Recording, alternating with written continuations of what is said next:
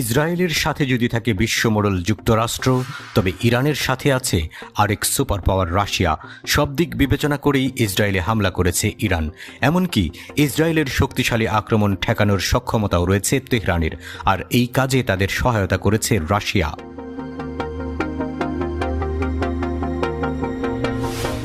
গোয়েন্দা কর্মকর্তারা বলেছেন, মস্কোর সঙ্গে তেহরানের ক্রমবর্ধমান অংশীদারিত্ব উভয় দেশের সক্ষমতাকে শক্তিশালী করছে।